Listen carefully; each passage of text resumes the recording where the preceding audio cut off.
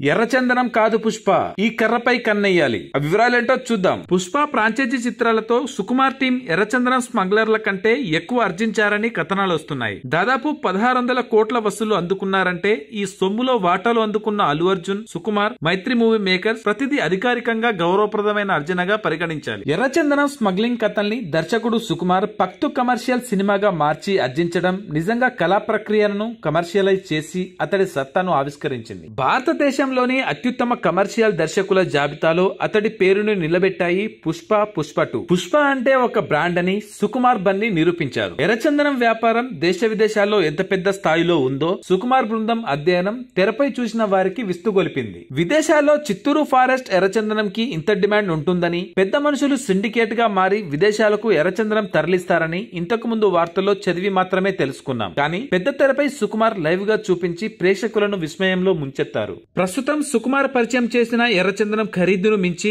ఇంకేం చెట్టు భూమి మీద పుట్టలేదా అంటూ ఆరాలు మొదలయ్యాయి. అలా గూగుల్లో వెతికితే ఎర్రచందనం కాదు అంతకు మించి అనేలా ఆఫ్రికన్ బ్లాక్ వుడ్ ధర పలుకుతోందని తెలిసింది. ఆఫ్రికన్ బ్లాక్ వుడ్ చెట్లు చాలా అరుదైనవి. ఈ కర్ర కేజీ ధర 8 లక్షల రూపాయలు. దక్షిణ మరియు మధ్య ఆఫ్రికాలోని పొడి ప్రాంతాల్లో ఈ చెట్లు విస్తారంగా పెరుగుతాయి. ఈ చెట్లు సగటున 25 అడుగులు ఎదుగుతాయని సమాచారం. ఆఫ్రికన్ బ్లాక్ వుడ్ చెట్టును కట్ చేసి అద్భుతమైన కళాకృతులు తయారు చేయవచ్చు. పుష్ప 2 రిలీజ్ అయ్యాక ఈ చెట్టుకు విపరీతమైన ప్రాచుర్యం లభిస్తోంది. ప్రస్తుతం బ్లాక్ వుడ్ ని కట్ చేసి కళాకృతులను తయారు చేసే వీడియోలు వైరల్ అవుతున్నాయి. ఖరీదు రీత్యా, ఆదాయం రీత్యా పుష్ప కన్ను ఈసారి ఎర్రచందనం నుంచి బ్లాక్ వుడ్ వైపు మళ్లుతుందేమో చూడాలి. ఒకవేళ సుకుమార్ బృందం ఆఫ్రికన్ బ్లాక్ వుడ్ పై దృష్టి సారిస్తే అది ఇంటర్నేషనల్ మార్కెట్ లోనూ స్టాండర్డ్ నెలకొల్పుతుందేమో. అసలు ఆఫ్రికన్ బ్లాక్ వుడ్ ని పెంచాలంటే ఇండియాలో సాధ్యమయ్యే పనేనా అంటే, ఈ మొక్కల్ని పెంచాలంటే ఎలాంటి వాతావరణం, వసతులు కావాలి అన్నది పరిశీలించాలి. ఆఫ్రికన్ బ్లాక్ వుడ్ చెట్టును డాల్బెర్జియా మెలనోక్సిలాన్ అని కూడా పిలుస్తారు. ఆఫ్రికన్ బ్లాక్ వుడ్ ను పెంచాలంటే రోజుకు 6 నుంచి 8 గంటల ప్రత్యక్ష సూర్యకాంతి అవసరం మరియు 20 నుంచి 30 డిగ్రీల సెల్సియస్ ఉష్ణోగ్రత ఉండాలి.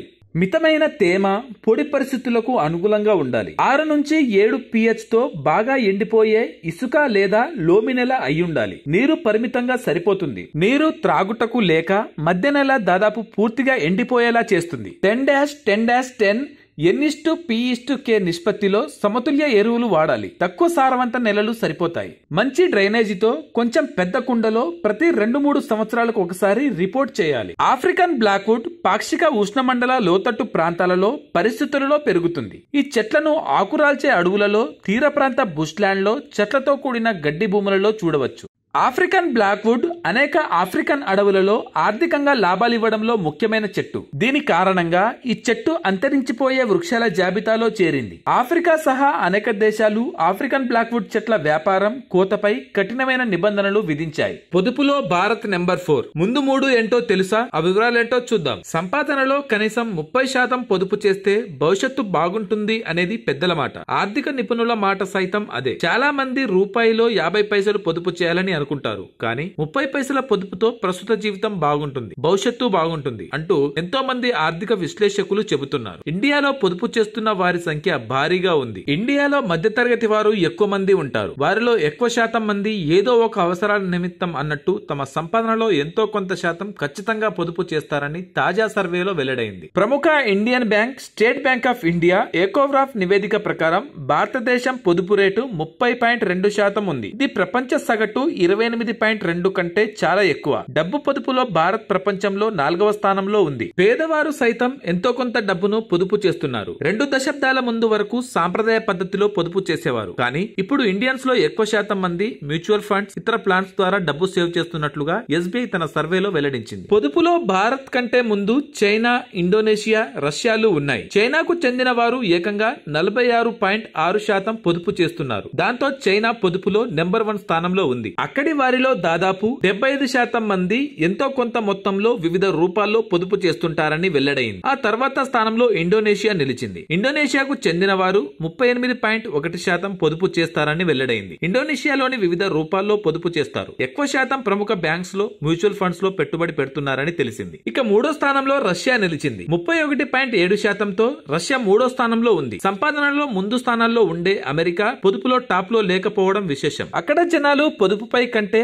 ప్రస్తుత సమయంలో ఆ డబ్బుని వినియోగించడంపై ఎక్కువ ఆసక్తి చూపిస్తారు. పైగా వారసులకు అక్కడ ఆస్తులను పొదుపు చేసి డబ్బును ఇవ్వాలనే ఆలోచన ఉండదు. కనుక అక్కడి వారు చారిటీతో పాటు ఎప్పటికప్పుడు సంపాదించిన డబ్బును ఖర్చు చేసే విధంగా ప్లాన్ చేసుకుంటారు. ప్రతి రూపాయిని అవసరాల కోసం ఖర్చు చేయడంతో పాటు వ్యాపారాల్లో పెట్టుబడిగా వినియోగిస్తారని సర్వేలో వెల్లడించింది. ఇంతకీ దక్షిణాది దిక్కునే పరిస్థితి ఎందుకు ఇలా రాబోతుంది? దానికి కారణమేంటి? డేంజర్ బెల్స్ పన్ను ప్రమాదంలో హైదరాబాద్, పూణే, బెంగళూరు ఆ నగరాలకు పొంచి ఉన్న ముప్పు ఏంటి? నిజంగా కల్కి సినిమాల జీవితాలు మారబోతాయా? భూమిపై జనావాసం తగ్గి కాంప్లెక్స్లలోకి నివాసాలు చేరినట్లు కాలుష్య నగరాలు మరియు గ్రామాల నుంచి సేఫ్ జోన్ సిటీలకు మాస్ మైగ్రేషన్ పెరగబోతుందా? అవును, వచ్చే 25 ఏళ్లలో క్లైమేట్ లో మార్పులు భయపెట్టబోతున్నాయి. దేశంలోని ఉత్తరాది రాష్ట్రాలు నివాసానికి కష్టంగా మారబోతున్నాయి. హైదరాబాద్, బెంగళూరు, పూణే లాంటి నగరాలకు వలసల భయం పట్టుకోబోతుంది. ఇంతకీ దక్షిణాది దిక్కునే పరిస్థితి ఎందుకు ఇలా రాబోతుంది? దానికి కారణమేంటి? దేశంలో వాతావరణ మార్పులు, పెరుగుతున్న ఉష్ణోగ్రతలు,